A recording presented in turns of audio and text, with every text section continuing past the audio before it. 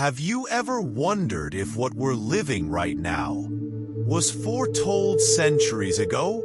If the headlines, the chaos, the fall of leaders aren't just random, but actually prophetic signs? What if the death of a pope wasn't just the passing of an old man, but the final seal of an ancient prophecy? A prophecy hidden for 400 years, discredited, suppressed, whispered in corners of monasteries, and yet never fully silenced. A prophecy that might be unfolding right now. In your lifetime, stay with me until the end, because what you're about to hear could change not only how you see the church, but how you see yourself. This is not about religion. This is not about conspiracy. This is about truth. In 1139, Saint Malachy, an Irish archbishop, embarked on a pilgrimage to Rome.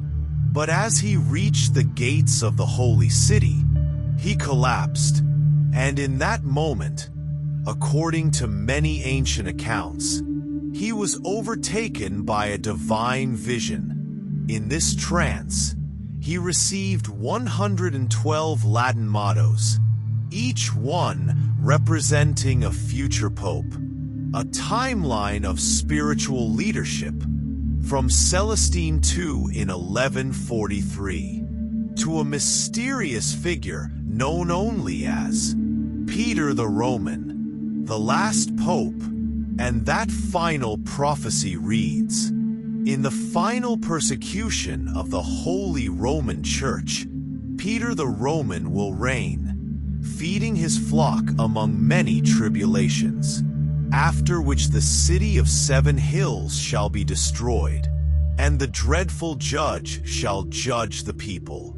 The end. That's it. No continuation. No new pope. No next chapter. Just the end. Let that sink in. Now, here's what they don't want you to ask. Could Pope Francis be the 112th and final pope? Is he Peter the Roman in symbolic form? He was born Jorge Mario Bergoglio, the son of Italian immigrants from Rome. A man who chose the name Francis, evoking humility, service, and sacrifice, but also associated with the rebuilding of the church. But what kind of rebuilding? Because while the world watches the Vatican with reverence, many have felt something off, a silence that grows deeper with each scandal. A church that no longer leads but reacts. A pope who, some say, might be the last torchbearer of an old empire. And here's where things get even more strange. Why has this prophecy resurfaced now? Why are so many people, from scholars to mystics, talking about the last pope today?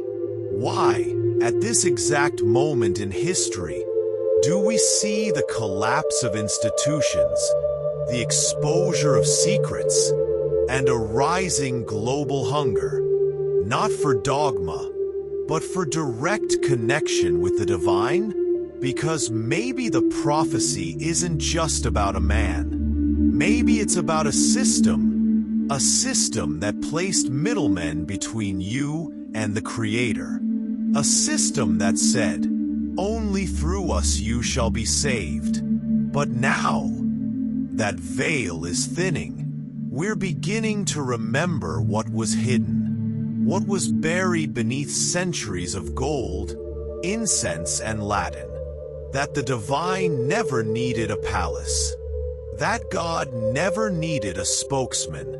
That heaven was never above you. It was always within. Jesus came not to crown popes, but to awaken the God within humanity. He said, "The kingdom of God is within you. Luke 17 verse 21. You are God's. John 10 verse 34. And yet, Rome took that message of freedom and wrapped it in chains. They turned love into fear, mysticism into rules, and your divine birthright into a transaction. They gave you confessions instead of connection, penance instead of power, guilt instead of grace. But what if the last pope is not the end of Christianity, but the end of the illusion? What if the fall of the Vatican is the rise of something far greater? Your personal awakening? The city of 7 hills, mentioned in the prophecy Rome, may be destroyed not by fire or war, but by truth, by revelation, by the crumbling of the lies it was built upon. Because when enough people wake up, the old world loses its power. We are not waiting for a new church. We are remembering we are the church, not the building, not the hierarchy, but the sacred connection to Source inside each soul.